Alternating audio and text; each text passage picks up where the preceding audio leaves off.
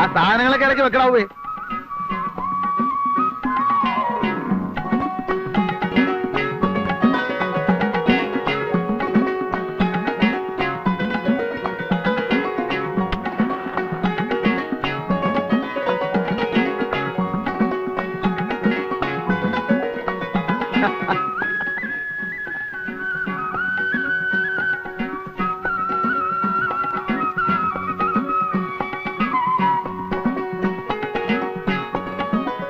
മോളിക്കുട്ടിയെ, അമ്മച്ചിയൊക്കെ അങ്ങോട്ട് വന്നല്ലോ. ഞാനതിന് അമ്മച്ചിയെ കാണാൻ വന്നതല്ല. പിന്നെ എന്തിനാ ഇപ്പൊ ഇങ്ങോട്ട് വന്നത്?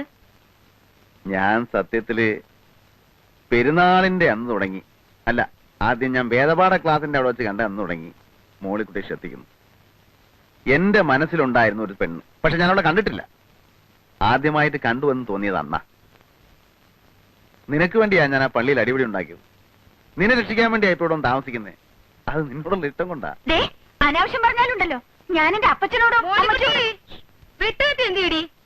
മോളിക്കുട്ടിയെ ഇത്തിരി തീ വേണം വീടിക്ക്. മോളിക്കുട്ടി ഇത്തിരി തീ എടുത്തു കൊടുക്കടി. ഞാൻ ആ വെട്ടുകത്തി എവിടെ വെച്ചു? എന്നതടി വെച്ചത്?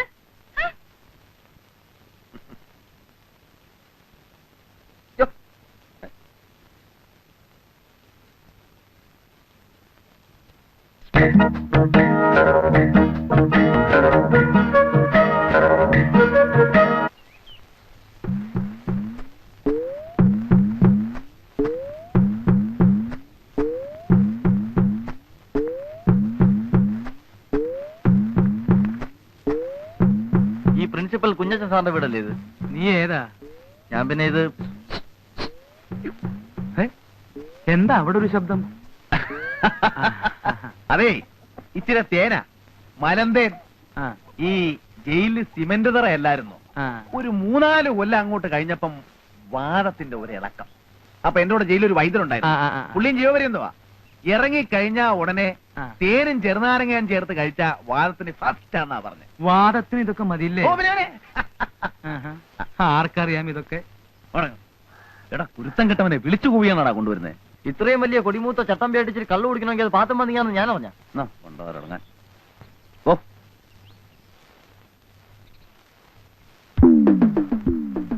അമ്മച്ചി എന്തായാലും അമ്മേ ഈ പെണ്ണ് പറയുന്ന കേട്ടോ.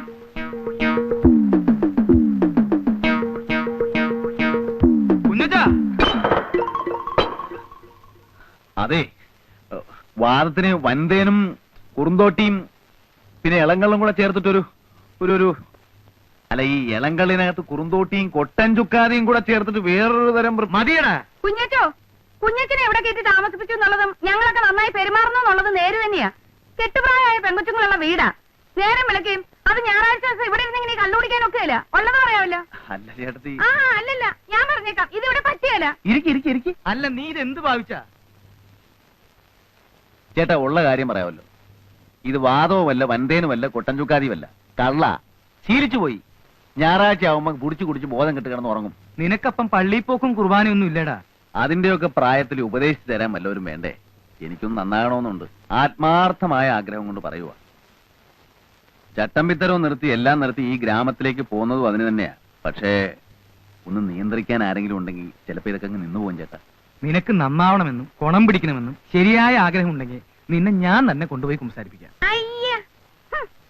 തന്നെയുമല്ല, ഇടയ്ക്കിടയ്ക്ക് ധ്യാനം വരും, അതിലും സംബന്ധിക്കണം. സംബന്ധിക്കാവോ? ദേ, എന്നോട് ഈ മണഗുണ വർത്താനം പറയരുത്.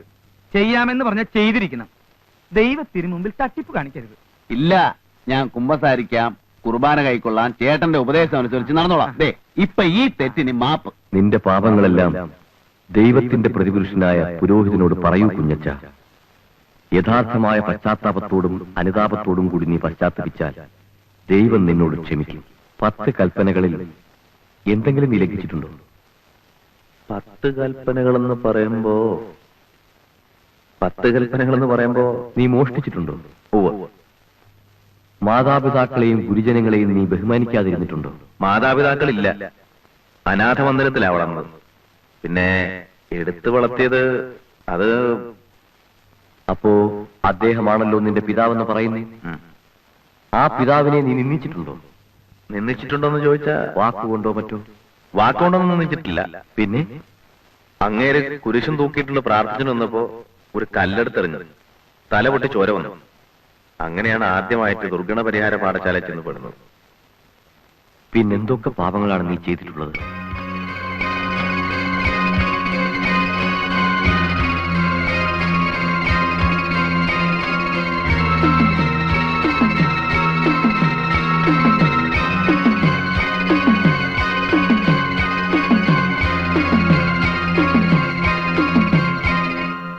എല്ലാം പൊറുക്കുന്നവനും മറക്കുന്നവനുമായ സ്വർഗസ്ഥനായ ഞങ്ങളുടെ പിതാവേ, അങ്ങയുടെ കുഞ്ഞാടായ ഈ മഹാപാപിയോടും അങ്ങ് ക്ഷമിച്ചു കൊടുക്കണമേ.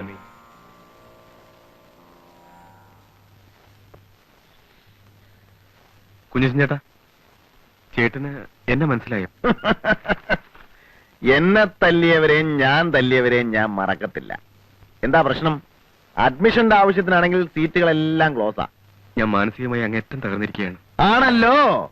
ഉത്സവ പറമ്പി വെച്ച് പെണ്ണെ കയറി പിടിക്കുക, നാട്ടുകാർ മുഴുവൻ കൈകാര്യം ചെയ്യുക, പോലീസ് സ്റ്റേഷനിൽ പോലീസുകാർ തല്ലുക.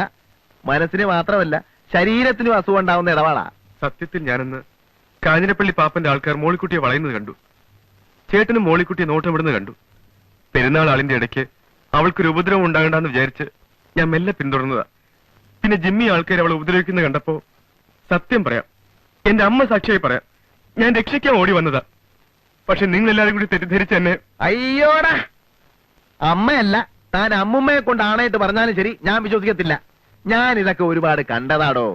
ഉത്സവ പറമ്പിലും ആറാട്ടിനും പെരുന്നാളിനും ദീപാരാധന തൊഴുന്നിടത്തും പെമ്പിള്ളേരെ തൊട്ടും തലോടിയും തോണ്ടിയും തല്ലിയും തല്ലുകൊണ്ടും ഒക്കെ എനിക്ക് നല്ല ശീലവാ. അങ്ങനെയുള്ള അവസരങ്ങളിൽ പിടിക്കപ്പെടുമ്പോ ഞാനും ഇങ്ങനെ ചില്ലറ കള്ളങ്ങളൊക്കെ പറയാറുണ്ട്. ചേട്ടാ, മിണ്ടിപ്പോരുത്. ആ പെണ്ണെ താനങ്ങ് മറന്നുകളാ. അവക്കിപ്പോ വേറെ ചില കല്യാണാലോചനകളൊക്കെ വരുന്നുണ്ട്. തന്നെയുമല്ല, അവക്കിപ്പോ തന്നെ കണ്ണെടുത്താ കണ്ടുകൂടാ. മോളിക്കുട്ടിയെ നേരിട്ടൊന്ന് കണ്ട് ആ ഏരിയയിൽ എങ്ങനെ കണ്ടാ നിന്റെ കൈയും കാലും ഞാൻ തല്ലി ഓടിച്ചു കളയും. ചേട്ടാ, ഒരു പെണ്ണിന് തന്നെ ഇഷ്ടമല്ലെന്ന് പറഞ്ഞാൽ പിന്നെ തനിക്കും തലത്തൊരു സൂക്കേട്. അവക്ക് തന്നെ ഇഷ്ടമല്ല പോരെ. എടോ, തന്റെ അപ്പന് നല്ല കാശും സൗകര്യവും ഒക്കെ ഉള്ള ആളല്ലേ. വേറെ ഏതെങ്കിലും പെണ്ണെ തപ്പി പിടിക്ക്. ഇത് വിട്. അമ്മയെ മനക്കെടുത്താൻ നടക്കുന്നു. ചേടാ, എന്തൊരു ഏടാകൂടമാണെന്ന് നോക്കി. ജീവിതത്തിൽ ആദ്യമായിട്ട് കാണാൻ കൊള്ളാവുന്നതും സൽസ്വഭാവികമായ ഒരു പെണ്ണ് മനസ്സിലോട്ട് കയറി വന്നതാ. അവളെ എങ്ങനെയാ ഒന്ന് വളച്ചെടുത്തൊരു ജീവിതം ഉണ്ടാക്കുമെന്ന് ആലോചിക്കുമ്പോഴാ അവന്റെ അമ്മയുടെ ഒരു ആണയിടല്.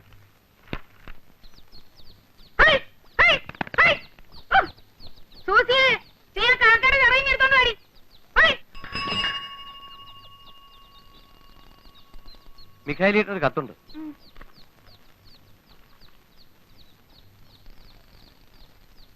ആരുടെയാടി? ഉപ്പുകണ്ടത്തിലെ അമ്മച്ചന്മാരുടെയാ. ആ, മോളിക്കുട്ടിക്ക് ഒരു ചെറുക്കനെ ആലോചിക്കുന്ന കാര്യം പറഞ്ഞിട്ടുണ്ടായിരുന്നു. പൊട്ടിച്ചേ, വേഗം പൊട്ടിച്ചങ്ങോട്ട് വായിക്കടി.